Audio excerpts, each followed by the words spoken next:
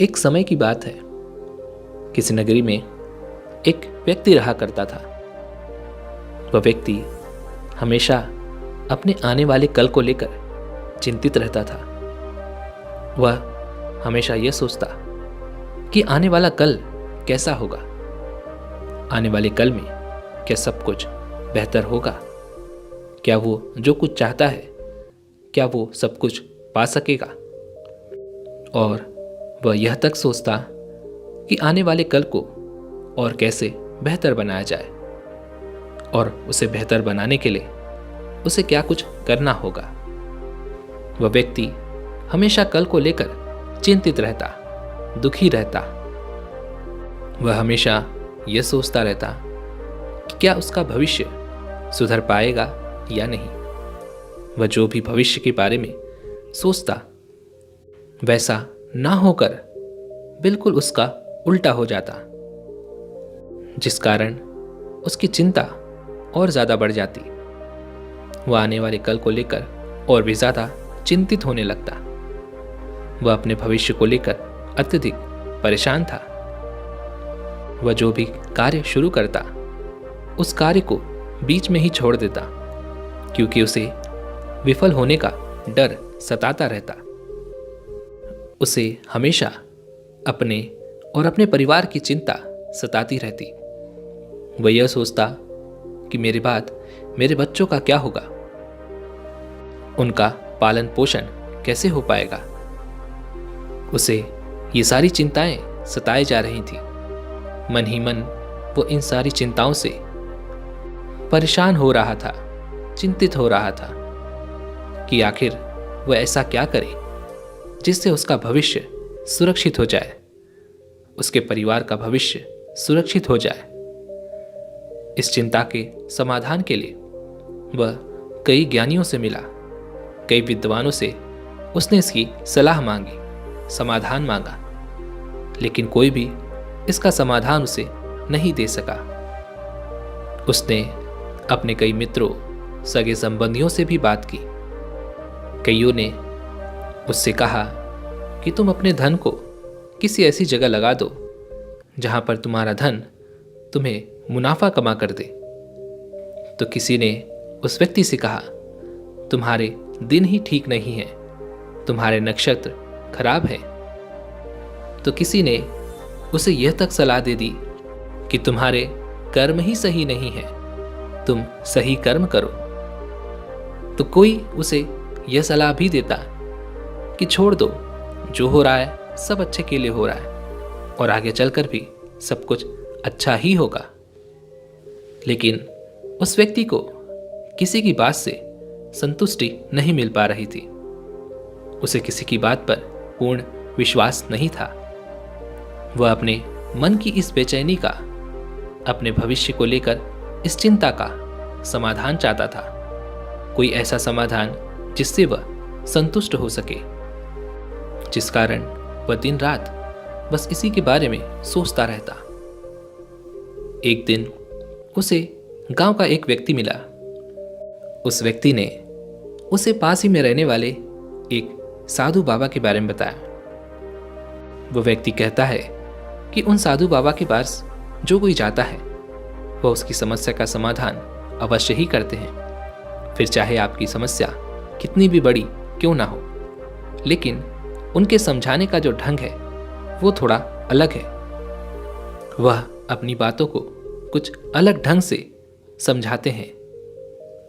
उस गांव वाले व्यक्ति की यह बात सुनकर वह दूसरा व्यक्ति अत्यधिक प्रसन्न हुआ। उसे लगने लगा कि हाँ, अब वही साधु बाबा मेरी समस्या का समाधान बता सकते हैं। जिस कारण उसने घर से पैसों भरा एक थैला लिया और उसे लेकर वह उन साधु बाबा के पास पहुंच गया। और वहां जाकर वो उन साधु बाबा से कहता है, हे महाराज, मैंने आपके बारे में बहुत सुना है। लोग आपकी प्रशंसा करते थकते नहीं। मैंने ये भी सुना है कि जो भी आपके पास अपनी समस्या लेकर आता है आप उसका समाधान उसे अवश्य देते हैं। हे महाराज, मेरी हाथ जोड़कर आपसे एक विनती है मेरी भी एक समस्या है, अगर आप उसका समाधान कर देंगे तो यह धन से भरी हुई थैली आपके लिए मैं लेकर आया हूं, जो मैं आपको दक्षिणा के तौर पर दे दूंगा। यह बात सुनकर वह साधु बाबा उस व्यक्ति से कहते हैं, बेटा, मुझे ये तो समझ में आ गया कि तुम्हारी कोई समस्या है और तुम उसका समाधान बेसब्री से चाहते हो, लेकिन जो तुम ये कंकड़ पत्थर मेरे पास लाए हो, इसका मैं क्या करूंगा? ये मेरे किस काम का?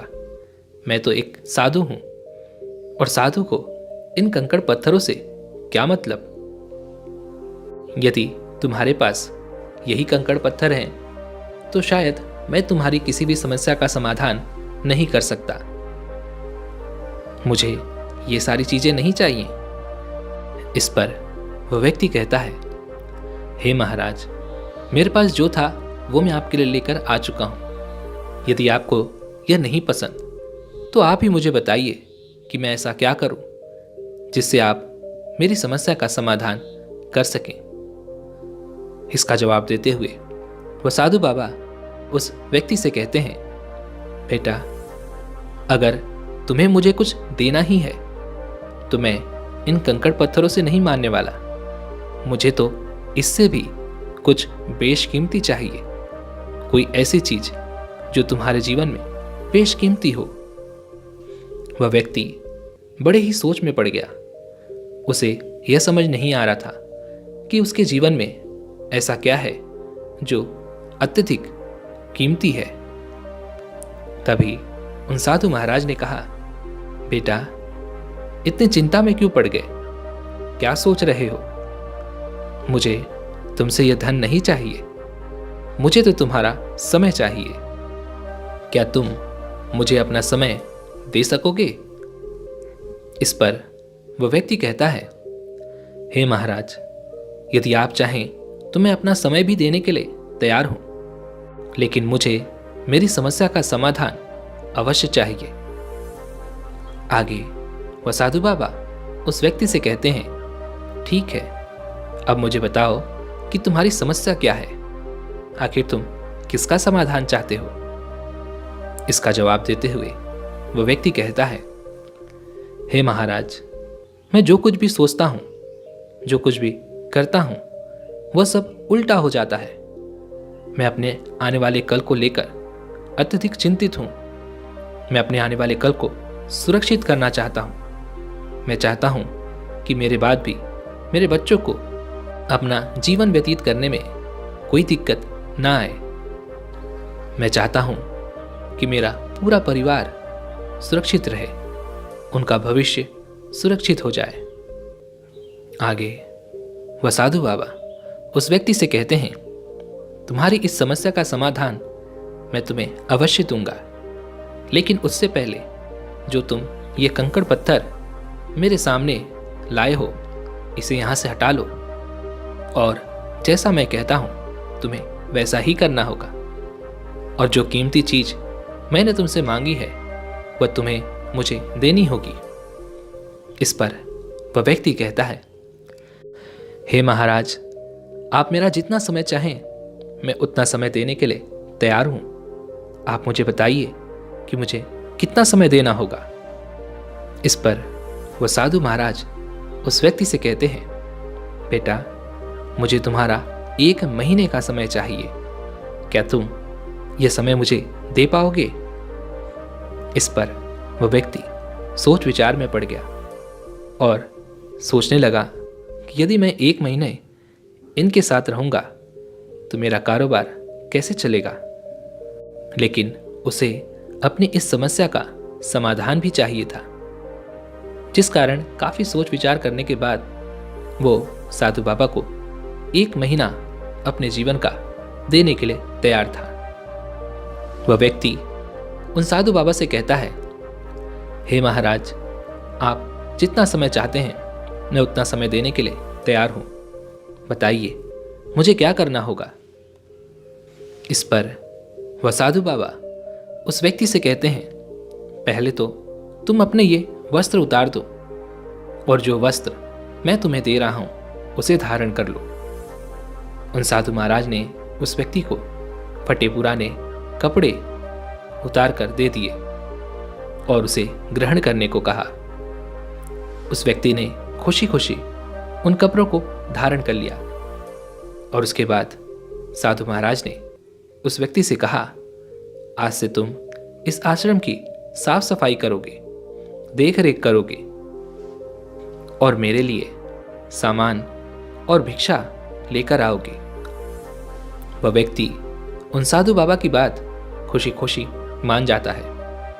वह व्यक्ति तुरंत ही आश्रम की साफ सफाई में लग जाता है और उन बाबा के लिए जगह जगह भटक कर भिक्षा मांगकर लाया करता। लेकिन वह बाबा अपने आश्रम में आराम से रहते। ऐसे ही करते करते पूरे 10 दिन गुजर गए। एक दिन जब वह व्यक्ति भिक्षा मांगने गया, उसी समय व्यक्ति ने सोचा कि आखिर मुझे ऐसे ही करते करते पूरे 10 दिन गुजर चुके हैं और इन 10 दिनों में उन साधु बाबा ने मुझे अभी तक मेरी समस्या का समाधान नहीं बताया। खुद आराम से आश्रम में आराम करते हैं और मैं यहाँ उनके लिए इस कड़कती धूप में उनके लिए भिक्षा मांगता हूँ, उनके आश्रम की साफ सफाई करता हूँ। इन 10 दिनों में अभी तक मैंने पेट भर के भोजन तक नहीं किया। तभी वह यह निश्चय करता है कि आज जब मैं भिक्षा मांगकर वापस लौटूंगा तो साधु बाबा से अपनी समस्या के समाधान के बारे में अवश्य पूछूंगा।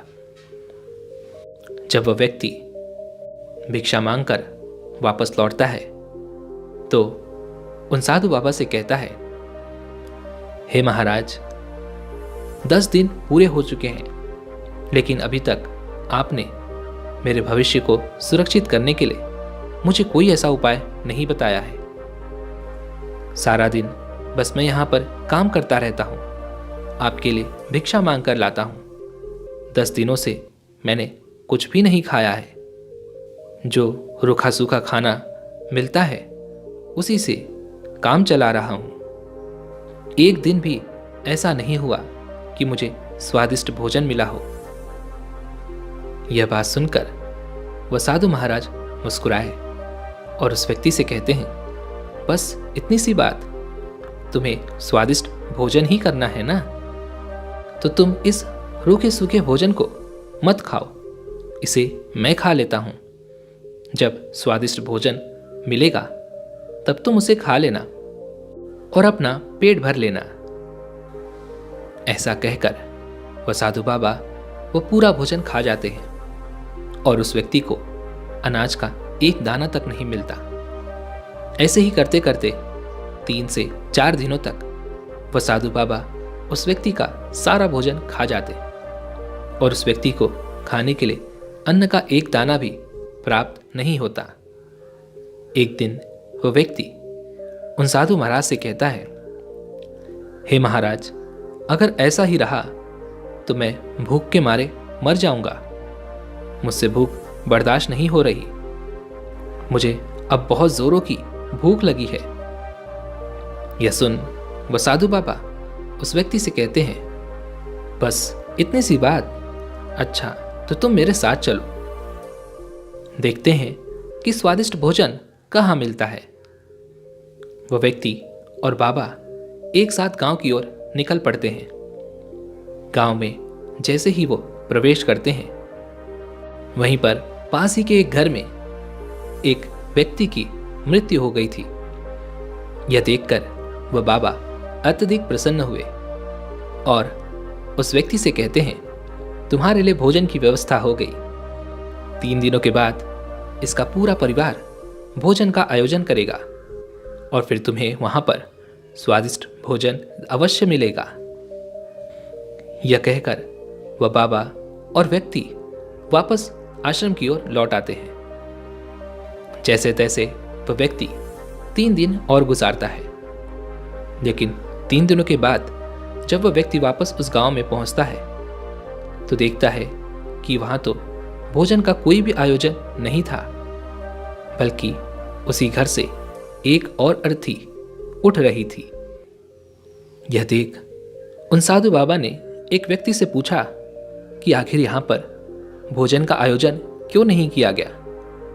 इसका जवाब देते हुए वह दूसरा व्यक्ति उन साधु बाबा से कहता है, हे महाराज, इस घर में जो कमाने वाला था, जो भोजन की व्यवस्था करने वाला था, वही मर गया है, जिस कारण भोजन की व्यवस्था आज नहीं हो पाई।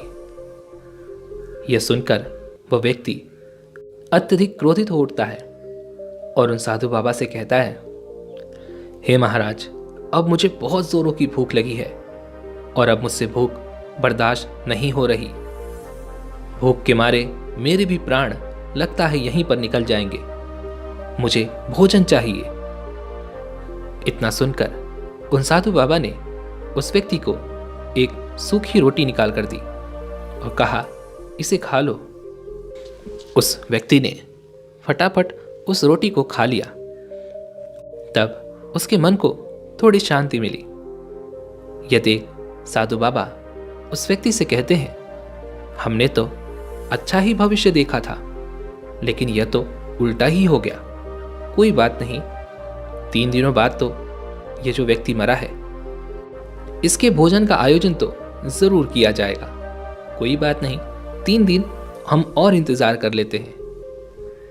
उसके बाद तुम स्वादिष्ट भोजन खा लेना। वह व्यक्ति उन साधु बाबा की इस बात को सुनकर एक बार फिर से प्रसन्न हो जाता है और सोचने लगता है, कोई बात नहीं, 3 दिन और सही। 3 दिन बाद तो मुझे अच्छा और स्वादिष्ट भोजन खाने को मिलेगा ही। जैसे तैसे उसने 3 दिन अपनी भूख को संभाल लिया, क्योंकि उसे जी भर के स्वादिष्ट भोजन खाना था। उसने तरह तरह के भविष्य देख लिए थे कि भोजन ऐसा होगा, उसमें ये सारी चीजें होंगी, उसे खाकर उसे कितना आनंद मिलेगा। उसे अब दिन रात केवल भोजन के ही सपने आने लगे। जैसे तैसे 3 दिन बीत गए। तीसरे दिन वह साधु बाबा और व्यक्ति वापस उसी गांव में पहुंचे, लेकिन वहां पर भी किसी तरह का कोई भोजन का आयोजन नहीं किया गया था। बस गांव के सभी लोग वहां आ रहे थे, अपना शोक प्रकट कर रहे थे और वहां से वापस घर की ओर लौट जा रहे थे। तब किसी से बाबा ने पूछा, यहां पर भोजन का आयोजन क्यों नहीं किया गया? तब उन्हें पता चला कि भोजन अब 13 दिनों के बाद होगा। यह सुनकर उस व्यक्ति के सारे सपने टूटकर बिखर गए। उसने जैसा भविष्य सोचा था, उसे वैसा कुछ नहीं मिला, बल्कि भूख के मारे उसकी हालत और खराब होती जा रही थी। वह साधु बाबा और वह व्यक्ति वापस आश्रम की ओर लौट गए। आश्रम लौटने के बाद वह साधु बाबा उस व्यक्ति से कहते हैं, क्यों बेटा, अभी भी क्या स्वादिष्ट भोजन ही करोगे या फिर भिक्षा में जो मिला है उसी से काम चलाओगे? उस व्यक्ति को जोरों की भूख लगी थी। उस व्यक्ति ने वह रूखा सूखा भोजन लिया, आग जलाई और उस रूखे सूखे भोजन को स्वादिष्ट भोजन में परिवर्तित किया और उसके बाद उसे ग्रहण किया। उन साधु बाबा ने भी उसी भोजन को खाया और भोजन वाकई में बहुत स्वादिष्ट बना था। तभी वह व्यक्ति कहता है, हे महाराज, अब मुझे और कुछ नहीं जानना, मैं बस घर जाना चाहता हूँ। बहुत दिन हो गए हैं। मुझे तो अब आप बस अपने भविष्य को सुरक्षित करने का वह मंत्र दे दीजिए। मैं आपके पैर पड़ता हूँ। उस व्यक्ति के मुख से ये सारी बातें सुनकर साधु बाबा मुस्कुराने लगे और उस व्यक्ति से कहते हैं, बेटा, क्या तुम्हें अभी तक बात समझ नहीं आई? भविष्य को सुरक्षित करना ऐसा है जैसा मानो तुम्हारे भविष्य में यह स्वादिष्ट भोजन खाना। क्या तुम्हें स्वादिष्ट भोजन मिला जैसा कि तुम चाहते थे, जैसा कि तुमने भविष्य में कल्पना की थी? इस पर वह व्यक्ति कहता है, हे महाराज, जैसा मैंने सोचा था वैसा तो मुझे स्वादिष्ट भोजन नहीं मिला।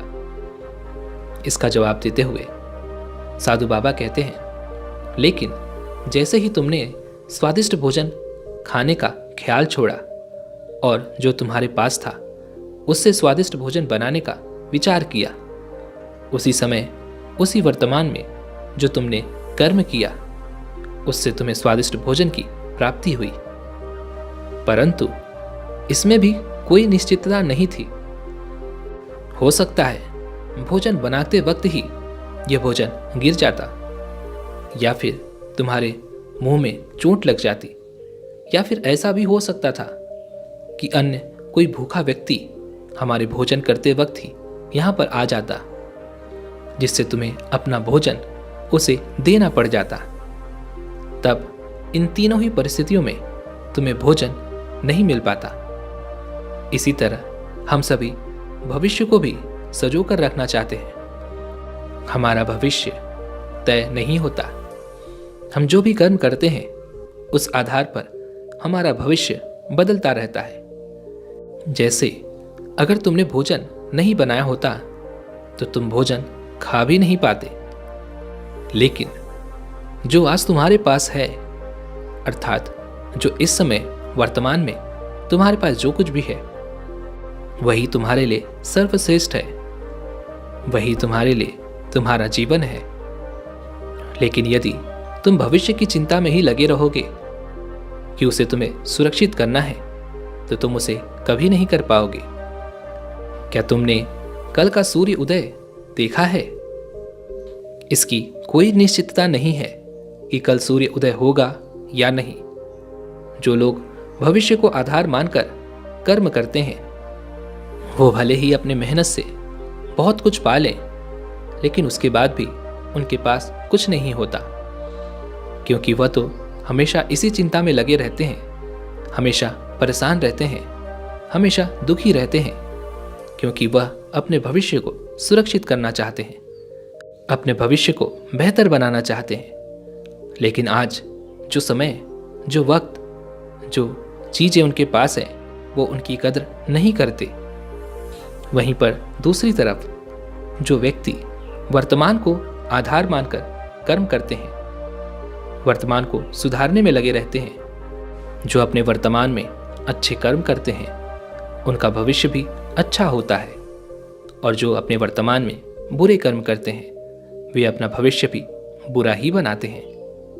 जिस प्रकार एक किसान जैसे बीज बोता है, वैसे ही वह फसल भी काटता है, ठीक उसी प्रकार हमारा यह जीवन भी है। जैसे आप आज कर्म करेंगे, वैसा ही आपका भविष्य भी तैयार होगा। दोस्तों, उम्मीद है कि आपने आज की इस वीडियो से ज़रूर कुछ न कुछ सीखा होगा। तो आज की इस वीडियो को लाइक और अपने दोस्तों के साथ शेयर करना ना भूलें, और हमें ऐसे ही सपोर्ट करने के लिए चैनल को सब्सक्राइब और घंटी बटन को भी ज़रूर दबा दें। चलिए मिलते हैं ऐसे एक और वीडियो में, तब तक के लिए अपना ख्याल रखें। धन्यवाद।